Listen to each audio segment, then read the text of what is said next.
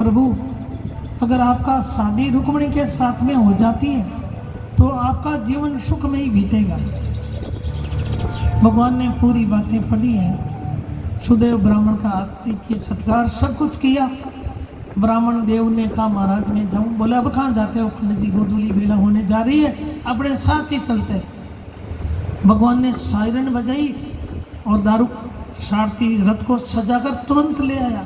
सब गेट अपने आप खुल जाते हैं। भगवान का जब रथ आता है मेन गेट से आता है, मेन गेट से जाता है। तो भगवान उस सुदेव ब्राह्मण और दोनों रथ पर विराजित हो गए हैं। और रथ में प्यारे भक्तों जो तेज भागने वाले घोड़े हैं ना, उन घोड़ों को जोता है। वो इतने तेज भागने वाले घोड़े हैं कि सेव्या, सुग्रीव, मेघपुष्प और बलाहक नामक घोड़े। जैसे ही दोनों विराजित हो गए और भगवान ने रथ को हाँका, इतने स्पीड से निकले कि एक सेकंड भी नहीं लगा। सामने बलराम जी मिले, कह रहे कन्हैया अरे द्वारकाधीश कहाँ जा रहे हो? इतने में तो 100 योजन रथ दूर चला गया। बलराम जी ने पूछा अरे ये गोधन का समय, गोधूली बेला, ये द्वारकाधीश कहाँ गए भाई? किसी को पता नहीं। मंत्रियों से पूछा, मंत्रियों को पता नहीं, सचिवों को पता नहीं, माता पिता को पता नहीं। द्वारपालों से पूछा तो द्वारपालों ने कहा महाराज एक कुंदनपुर से ब्राह्मण आए और उनके हाथ में लिखा हुआ था और वो कुंदनपुर से आए, अंदर गए, 2-4 घंटे रहे, फिर द्वारकाधीश बड़ा आदर सम्मान करके उनको अंदर लेके खबर देते हैं और फिर वो तो सीधे रथ पर बैठ के गए। बलराम जी ने कहा तुमको ये तो पता कुंदनपुर से आए? बोले हाँ ये तो हमको पता है पक्का कि कुंदनपुर से आए। तो बोले आगे की बात हम समझ गए, कल ही रुक्मिणी का स्वयंवर है और वहाँ तो बड़े बड़े योद्धा आएंगे, शिशुपाल, दंतवक्त्र, जरासंध, और हमारा कन्हैया तो लाखों में एक है। और बलराम जी ने कहा अरे मंत्री जी सावधान हो जाओ, सब बन जाओ बराती। नारायणी सेना को सबको आदेश दिया कि कहीं कोई खतरा नहीं हो जाए। और भगवान श्याम सुंदर का रथ है नहीं प्यारे भक्तों, रात्रि भर चला। सवेरे 5 बजे कुंदनपुर नगरी, महानगरी आ गई, स्वागत गेट आ गया। भगवान ने सुदेव ब्राह्मण से कहा पंडित जी अब मैं नगरी के मेन स्वागत गेट तक आ गया हूँ, अब आगे आपको जाना है, यहाँ से 2-3 किलोमीटर दूरी पर है। और रुक्मिणी से कह देना कि वो निर्भय रहे, निर्भ्रांत रहे, हमें उन्हें डरने की कोई ज़रूरत नहीं है, केवल उनको भवानी के मंदिर आना ही पर्याप्त है, फिर कोई खतरा नहीं है। महाराज आप जाओ, कह देना अभी सूर्य उदय नहीं हुआ है। सुदेव ब्राह्मण गए, इधर थोड़ी सी देर हुई कि शिशुपाल भी बहुत बड़ी बारात लेकर आया है। 10,000 तो उनकी सेना है शिशुपाल की, और शेरा बांधकर मतलब दुल्ला बनकर मुकुट बांधकर आया है और बैंड बाजा साथ में लाया। 10,000 निजी सेना और बारातियों का तो आदि अंत नहीं है। पूरी कुंदनपुर नगरी में बात फैल गई कि बारात आ गई है, बारात आ गई। सवेरे अभी 6 बजने वाली है और बारात आ गई। शिशुपाल ने, हाँ रुक्मी ने, जो भगवान से विरोधी है, बड़ा बेटा है भीष्मक राजा का, उसने कहा पिताजी मैं आपसे एक बात निवेदन करना चाहता हूँ। बारात आ चुकी है, मैंने जनवासे में यहाँ से राजभवन वो 2-3 किलोमीटर दूरी पर है जनवासे, तो मैं अगवानी करता हूँ, उनका स्वागत करता हूँ। पर पिताजी हमसे एक बड़ी भूल हो गई है, मैंने सगाई की तो केवल कुमकुम और चावल का ये वैदिक मंत्र नहीं बोले। तो पिताजी आप तो राजा है, चक्रवर्ती सम्राट हैं, और 5 पंडितों को पूजा के रथ में ले आओ। और राजा है तो आपके 5-6 रथ और भी 6 शस्त्र होना चाहिए कि राजा का एक रुतबा अलग होता है, तो 5-6 रथ पर सैनिक होना चाहिए। और आप पूजा का रथ, आपका रथ सोने का आगे चलेगा और शिशुपाल जी की वैदिक मंत्र बोलकर सगाई करेंगे। भीष्मक राजा ने कहा रे बारात ही आ गई, सगाई आधी अधूरी, कैसा कलयुग आ गया। चलो फिर भी कोई बात नहीं, तू जा जनवासे में उनकी अगवानी कर, स्वागत कर, मैं सगाई की सामग्री लेकर, पंडितों को लेकर, सबको विधि विधान के साथ आऊँगा, आराम से तू जा।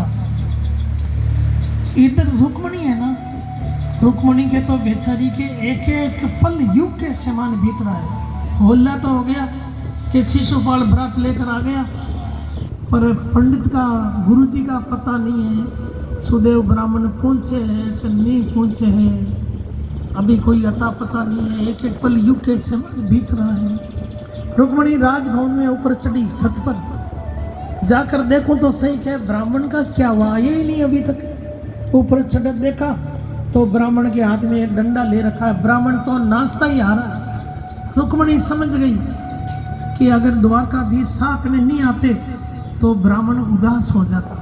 इसका अर्थ है कि द्वारकाधीश साथ में ही आए हैं, तो वे तुरंत गेट खोल दिए, सातों गेट। सामने दौड़ी गई रुक्मणी ने प्रणाम किया कि गुरुजी क्या प्रणाम करती हो, क्या संदेश लाए हो? बोले बेटी कुछ संदेश नहीं लाया, जिनको तुमने पत्र लिखा उनके साथ में आया हूँ। और उन्होंने कह दिया कि आप निर्भय रहे, निर्भ्रांत रहे, आपको कोई खतरा नहीं है, बस मंदिर आना ही पर्याप्त है। तो रुक्मणी ने कहा गुरुजी मैं आपको क्या भेंट करूं? कि बेटी मुझे कुछ नहीं चाहिए, तुम्हारी जय जयकार हो। रुक्मणी ने कहा कि कृष्ण से मिलाने वाले सुदेव ब्राह्मण की मैं जन्म जन्मांतर ऋणी रहूंगी। उसके बाद में भीष्मक राजा वो सगाई की सामग्री लेकर जा रहे हैं शिशुपाल के वहाँ। प्यारे भक्तों, किसी ने रास्ते में उनको खबर दे दी, कान में धीरे से कह दिया कि आपके कुंदनपुर नगरी के मेन गेट पर द्वारकाधीश सोने के रथ में विराजित है। भीष्मक राजा तो इतने प्रेमी हैं श्री कृष्ण के कि उन्होंने रथ को घुमा दिया, अपना प्रोग्राम कार्यक्रम बदल दिया। अब राजा जाए वहीं सेना को आना, पंडितों को आना, सबको राजा के पीछे चलना होता है। और भीष्मक राजा ने आदेश दिया कि हमारे द्वारकाधीश पधार गए हैं, स्वागत की तैयारियां करो। पुष्प तो है ही उनके पास में। और जैसे ही देखा दूर से मुरली मनोहर श्याम सुंदर भगवान कितने सुंदर है, सोने के रथ पर बैठे हैं। भीष्मक राजा 500 फुट पहले ही अपने रथ से उतर गए, सैनिकों को भी संकेत कर दिया कि स्वागत में सबको चलना है। अब भीष्मक राजा तो इतने द्रवित हो गए, दौड़े आ रहे सरकार आओ आओ आओ। अंक में भर लिया भगवान द्वारकाधीश को, भारी पुष्प वृष्टि की, बार बार द्रवित होने लगे कि मेरा कितना बड़ा सौभाग्य है कि आज ही हमारी बेटी का ब्याह और आज ही आपका आगमन हो गया, आज ये धरा धन्य हो गई है। और बार बार द्रवित होने लगे तो सैनिकों ने, पंडितों ने देखा था दूल्हे महाराज तो यही है। तो वो पूजा की सामग्री लाया ना, वैदिक मंत्र बोल बोल कर एक एक सामग्री है ना, सगाई की सामग्री, वो भगवान श्री कृष्ण के चरणों में चढ़ा दी, वैदिक मंत्र बोल बोल कर। मुरली मनोहर भगवान मुस्कुरा रहे हैं, कह रहे भाई इसकी कोई जरूरत नहीं है। और वो चढ़नी थी शिशुपाल को और चढ़ गई गोपाल को। बोलिए द्वारकाधीश भगवान की। भीष्मक राजा कह रहे द्वारकाधीश आपका नाम सुना तो मेरे खुशियों को कोई वारा पार नहीं रहा है। अभी भोर बाजकर सूर्य उदय होने वाला है, आपकी मैया यशोदा आपको बाल भोग खिलाती रहती है, तो प्रभु हमारे राजभवन को पवित्र कीजिए। ऐसे प्रेम में द्रवित होकर भीष्मक राजा ने द्वारकाधीश के हाथ को पकड़ा, अपने रथ पर दोनों विराजित हो गए। श्री कृष्ण का सोने का रथ सारथी पीछे पीछे लेकर आ रहा है। और जैसे ही मेन बाजार में प्रवेश किया, वो सैनिक भी पीछे आ रहे हैं। 6 रथ सैनिकों का है, 6 शस्त्र है, पूजा का रथ है, भगवान द्वारकाधीश का रथ है। कुंदनपुर के नर नारियों ने देखा तो सबके सब मोहित हो गए और जय जयकार करने लगे, द्वारकाधीश दूल्हे महाराज की जय हो, द्वारकाधीश दूल्हे महाराज की जय हो। अब भीष्मक ने देखा, एक दो के कान में कह दिया भाई दूल्हे महाराज नहीं है, ये मेरे अतिथि है, लोग मानने के लिए राजी नहीं कि दूसरा दूल्हे हो ही नहीं सकता है। हमारी रुक्मणी ने कितना तप किया, दूल्हे महाराज कितने सुंदर है, और भगवान भी सबके चित्त को खींच रहे हैं। तो सभी कुंदनपुर नगरी ने नाचना शुरू कर दिया, राष्ट्रीय मार्ग पर आ गए हैं। कान्हा हरे कान्हा रे फागुन की ऋतु आई, कान्हा रे फागुन की ऋतु आई रे, कान्हा रे फागुन की ऋतु आई। हे रंगीलो हे रंगीलो रंगीलो भाग खिला जा हमारा प्यारा सांवरा, रंगीलो भाग खिला जा हमारा प्यारा सांवरा। कान्हा रे फागुन की ऋतु आई रे, कान्हा रे फागुन की ऋतु आई। हे रंगीलो रंगीलो भाग खिला जा हमारा प्यारा सांवरा, रंगीलो भाग खिला जा हमारा प्यारा सांवरा। हो रंगीलो भाग खिला जा हमारा प्यारा सांवरा।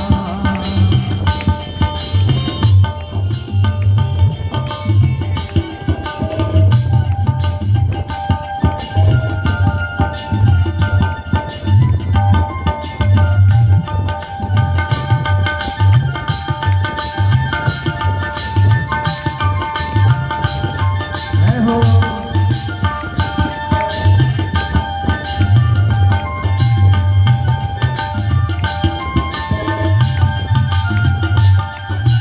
कान्हा रे ब्रिज में मिले कन्हई, दादा रे ब्रिज में मिले कन्हई। ओ तारा प्यार हर प्रेम करन में भीजे मारा प्यारा सांवरा, हर प्रेम करन में भीजे मारा श्याम सांवरा।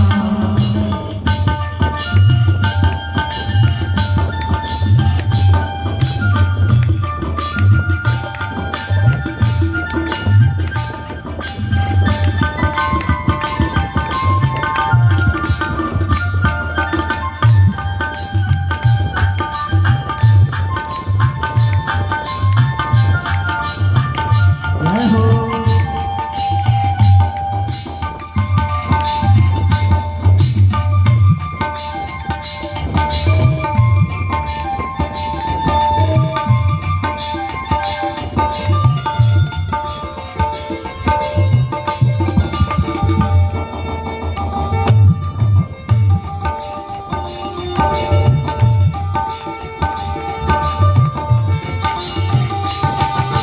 कान्हा रे तू तो बेगो आजा, कान्हा रे तू तो बेगो आजा, कान्हा रे तू तो बेगो आजा। हे फागुन को फागुन को रंग जमा जा हमारा प्यारा सांवरा, फागुन को रंग जमा जा हमारा प्यारा सांवरा।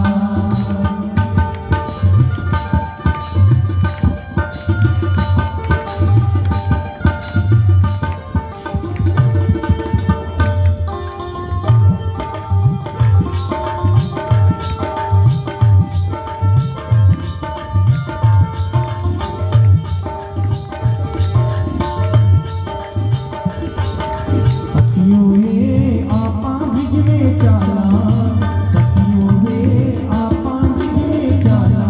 वो सब हिल मिल के ना था हमारा श्याम सांवरा, सब हिल मिल के ना था हमारा सांवरा।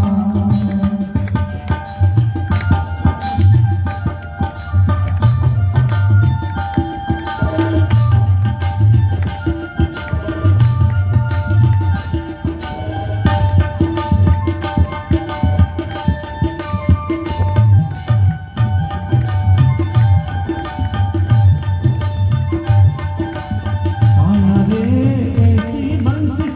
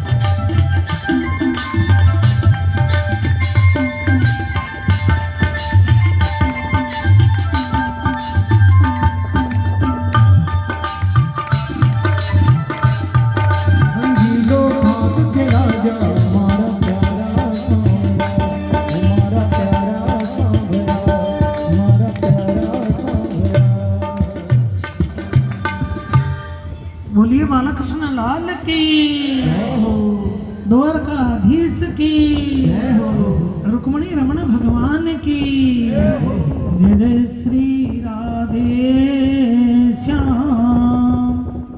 प्यारे भक्तों, देखिए भीष्मक राजा ने द्वारकाधीश का भारी स्वागत किया, बड़ा आदर सम्मान बाण भोग।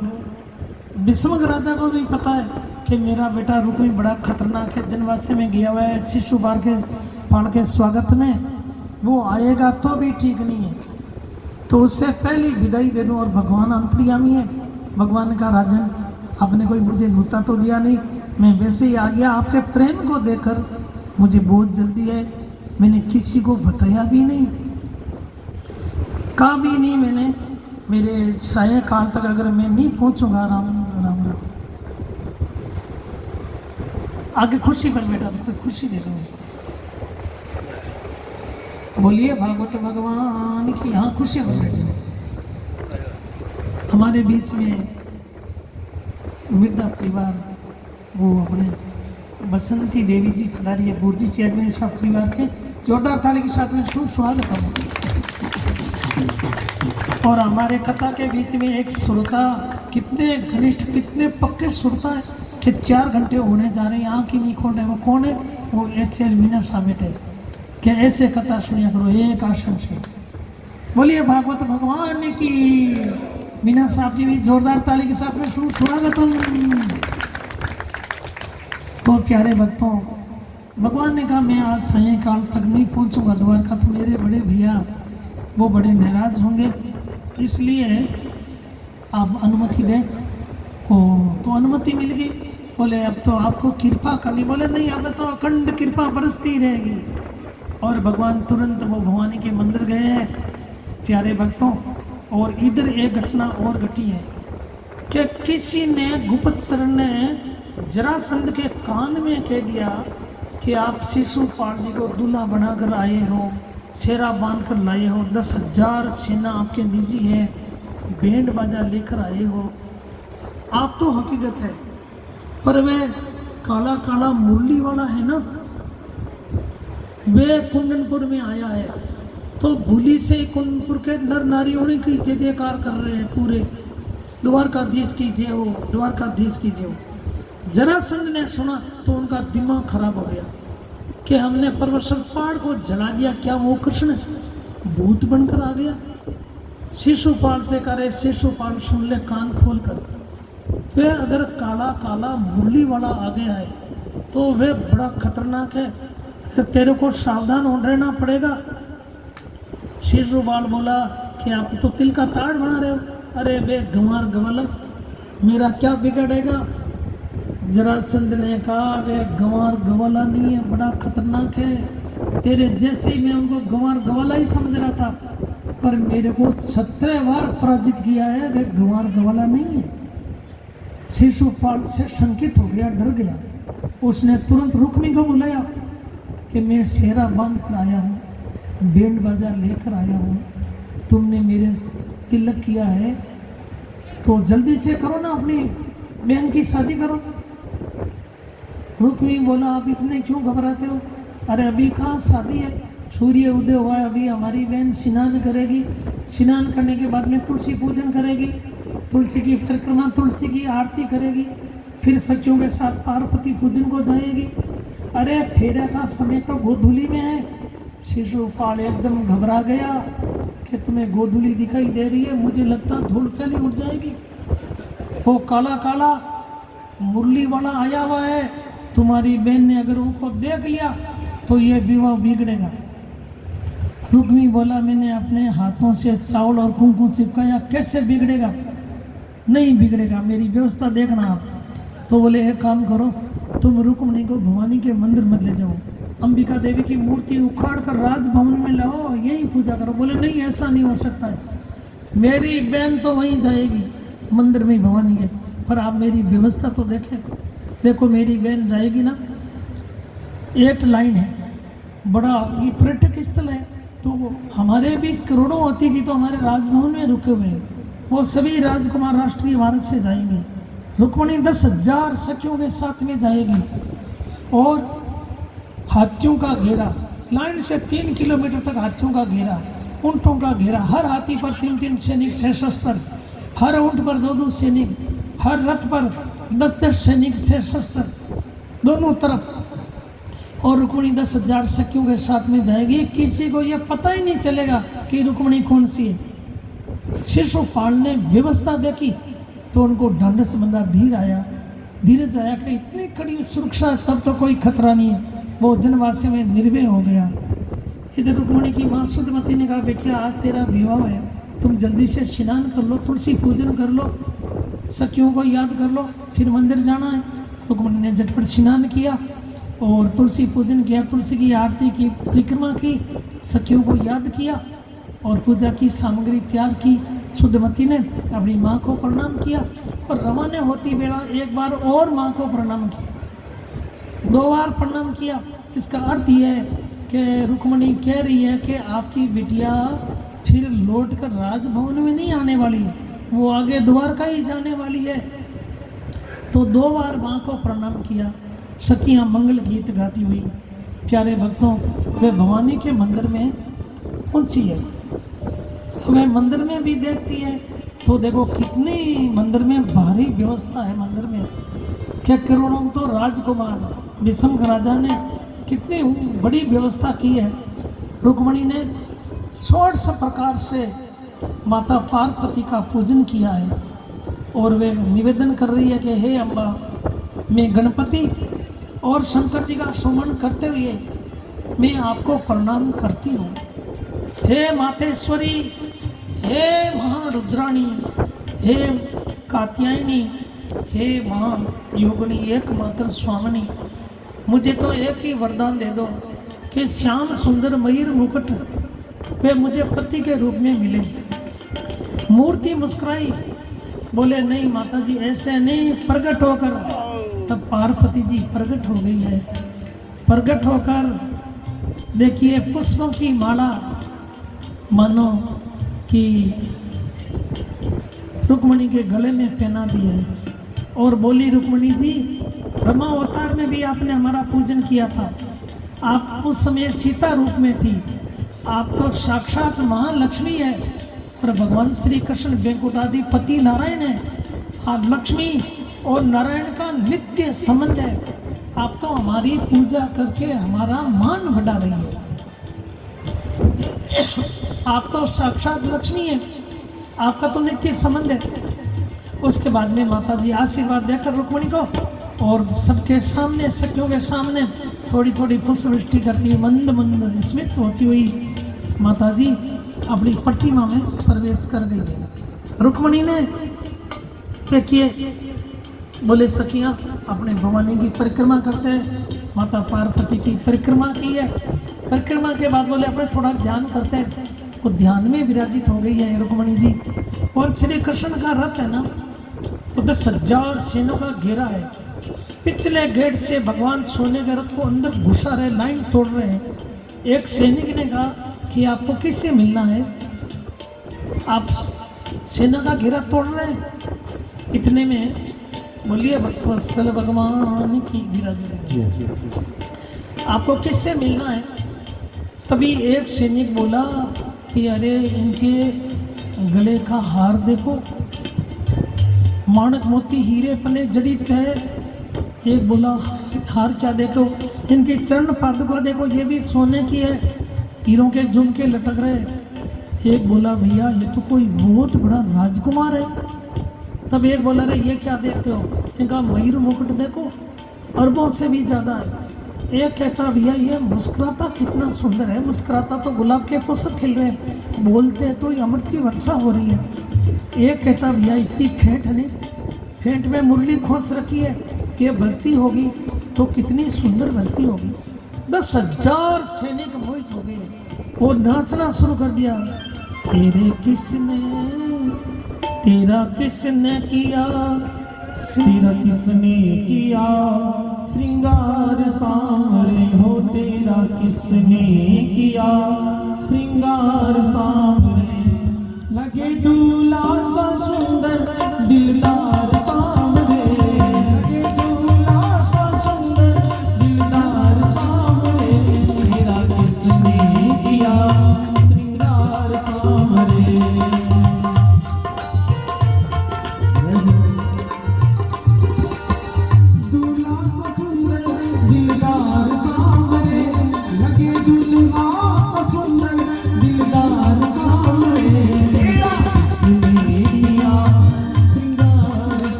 कलियां चुन चुन कर सुंदर हार बनाया बागों से कलियां चुन चुन कर सुंदर हार बनाया वे सलामत हाथ सदा वो जिसने तुम्हें सजाया हो रहे सलामत हाथ सदा वो जिसने तुम्हें सजाया यूं सजाता रहे हर बार सांवरे यूं सजाता रहे हर बार सांवरे जिसने किया श्रृंगार सांवरे तेरा जिसने